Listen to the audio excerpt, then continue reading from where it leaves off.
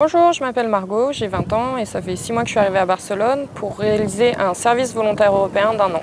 Ce que j'aime le matin, c'est prendre ma tasse de thé et aller mettre sur ma petite terrasse, ici, posée, comme ça. Et aujourd'hui, je crois qu'il va faire assez beau. J'aime bien ma chambre, je m'y suis bien faite.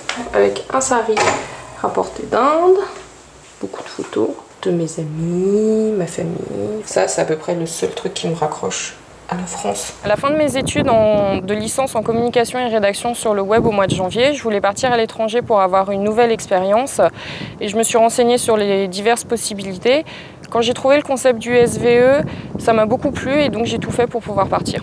Le matin, il ne faut pas faire de bruit parce que tous mes colocs dorment, ils ne sont pas très matinaux.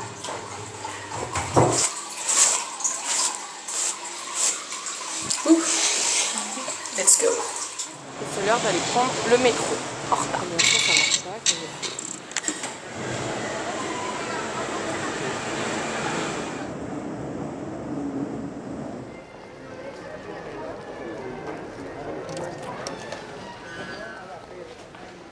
Voilà. Hola Margot, bonjour. Le service volontaire européen, c'est une mission de l'Union européenne dédiée aux jeunes entre 18 et 30 ans qui partent entre 2 et 12 mois dans un pays européen réaliser une mission de développement solidaire et d'action sociale.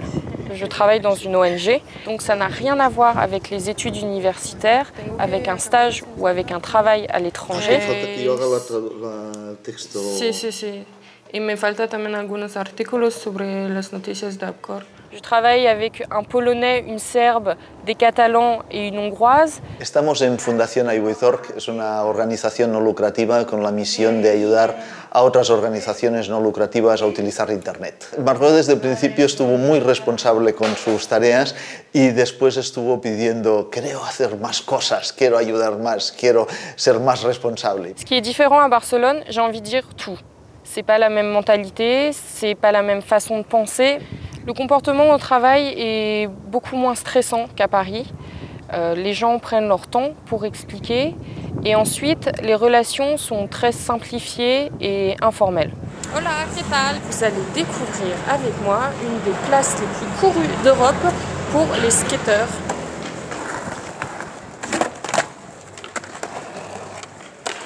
On trouve de tout.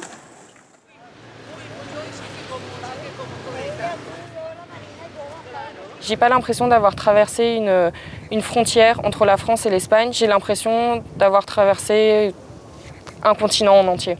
Au début, quand je suis arrivée, j'avais beaucoup de difficultés, mais avec des gestes, avec des mots en anglais, parfois en français aussi, avec un dictionnaire, j'ai réussi à me débrouiller. Et ensuite, j'ai pris le parti de me dire que j'étais là pour apprendre aussi la langue. Et alors, mon cours de catalan, c'est un cours dispensé par la mairie de Barcelone pour favoriser l'apprentissage du catalan aux étrangers. Ah, David, ¿qué significa tardor? C'est l'automne. Ah, vale. Il commence au mois de septembre. Si. Je vis avec une Italienne et un Hongrois. Chez moi, c'est un peu l'auberge espagnole. Il est 9h30 et on est en train de préparer le dîner. Oui, c'est un peu tard en France, mais ici, on ne dîne jamais avant 10h. Moi, j'ai eu de la chance parce que je réalise mon projet de service volontaire européen dans un domaine, Internet, qui fait partie de mes études. Et c'est aussi dans ce domaine que j'ai envie de continuer ma vie professionnelle ensuite. Donc pour moi, c'est un double avantage. À la fois personnel, de m'ouvrir, et à la fois professionnel, de gagner 1 an d'expérience. On va rentrer à l'Apollo pour un concert de rock et nuit rock.